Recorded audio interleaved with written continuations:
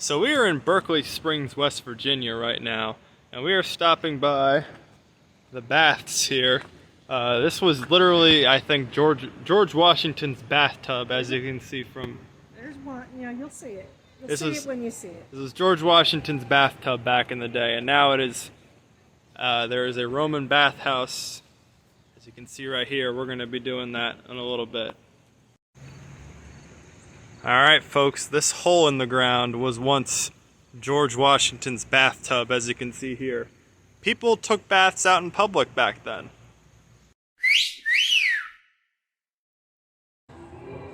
So here we are in the Roman baths, which are basically just a really large bathtub with very hot water. I can't tell whether I should be relaxing or if I feel like I'm burning alive. It's a bit of both.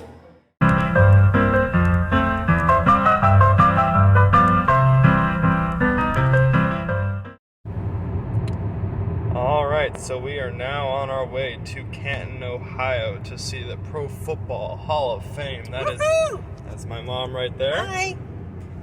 We are going to see the Pro Football Hall of Fame. I got my Saquon Barkley jersey on, so I'm very excited. It's going to be a long drive, but it'll be worth it. So I mostly just took pictures while outside the Hall of Fame, just like this one, as you can see here right in front.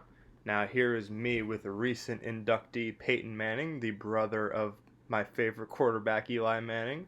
Here is a football from 1892 or something like that. They looked a lot different back then, let's just say that.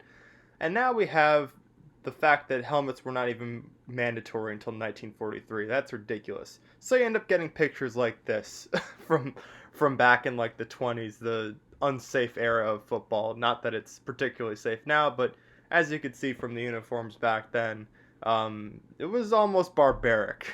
So here is me with the shortest and tallest player of all time. I'm 5'9", the little guy is like 5'1.5". Here's Michael Strahan, the Giants' legendary pass rusher. He has a gap in his teeth that the Bustmakers got right. Here's Troy Polamalu, the safety for the Steelers. He has fabulous long hair. Here is Peyton Manning, and the Bustmakers had to get it right that he has a big forehead. And here is an OCU Manura jersey. I believe this one was worn in the Super Bowl, the first one that the Giants beat the Patriots in. This is from the second Super Bowl the Giants beat the Patriots in. This football was used in the opening kickoff. I remember that game.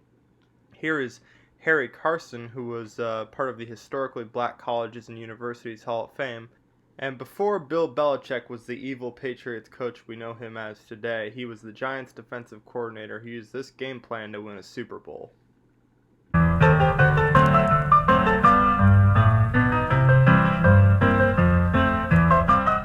So here we are at the Hotel Suite in Canton, Ohio this morning. Today we are going to visit the First Ladies Museum in Canton.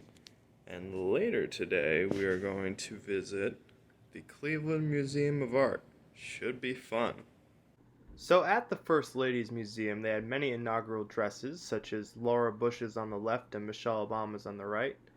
Here is Betty Ford, a First Lady I admire. She was outspoken on a number of issues relating to health. Here is Ida Saxton, First Lady under William McKinley, a native of Canton. They call her the Belle of Canton because she's quite pretty. Here she is in older age with William McKinley, who looks kind of possessed in this picture.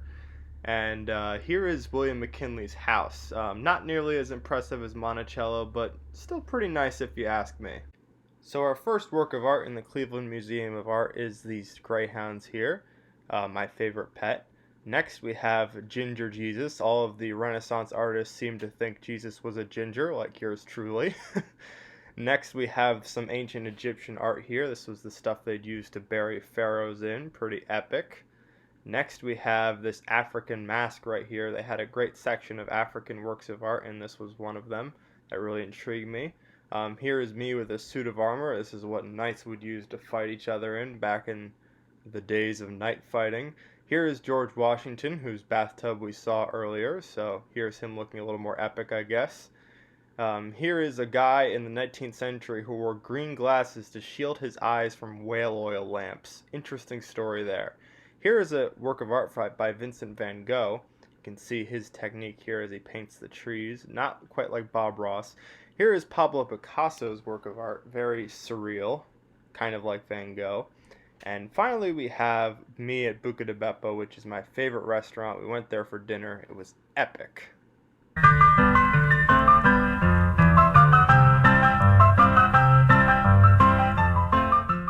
So the highlight of my trip was probably the Rock and Roll Hall of Fame, this pyramid-shaped building of rock greatness. Our first picture here is of Jimmie Rodgers, one of the great early influencers in country music. Listen to his song T for Texas. Here is the Ink Spots, another early influencer I like. They were major in pioneering the genre of doo-wop that I love so much. Here is Sam Cooke's outfit and hat. Sam Cooke was a great soul singer. Here is the outfit from Hank Williams, another great early country music singer that I have really liked his music this year. Really gotten into him. Here is Johnny Cash. He was the man in black wearing his black uniform, and here's his guitar as well. Here is the guitar and uniform of Chuck Berry, another great guitarist from the 50s era. Here is Angus Young, a great guitarist from the 70s era. He wears a schoolboy outfit for AC/DC, still performs now. Here is Katy Perry's uniform from the halftime show a couple years ago, and the Left Shark, if you remember that. Here is Billy Joel's outfit here, one of his jackets. He is a fantastic singer, performer from the 70s and 80s. Same thing with Elton John, a famous piano player just like Billy Joel, same sort of ilk. His outfit's a little bit more flamboyant here. Here is John Lennon's outfit, which he wore for the All You Need Is Love rehearsals. Fantastic 60s looking stuff there. And here is a piano that Paul McCartney and John Lennon of the Beatles wrote on together. Here is a Mellotron they played on together. They played Strawberry Fields Forever on this one. And here's Paul McCartney playing at the Super Bowl halftime show.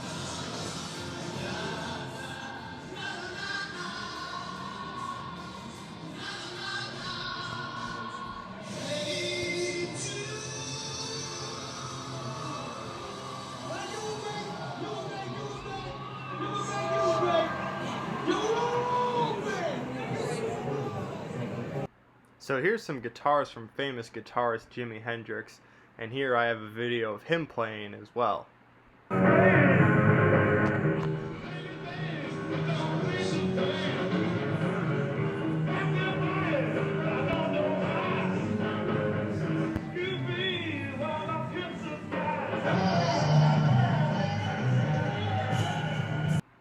Then we have some clothes worn by Janis Joplin, the famous blues rock singer. She is fantastic. Listen to me and Bobby McGee. Here is me playing bass in the garage section of the Hall of Fame. I'm not too great. Here is the Persuasions that I voted to be inducted into the Rock and Roll Hall of Fame, a criminally underrated group. And here is the Cleveland Browns Stadium from outside the Rock and Roll Hall of Fame. So, a lot of cool stuff in Cleveland.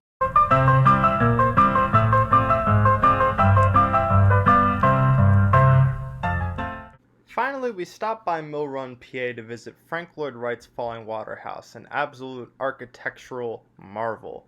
It's a very pretty building, was built for a rich family in the 20th century.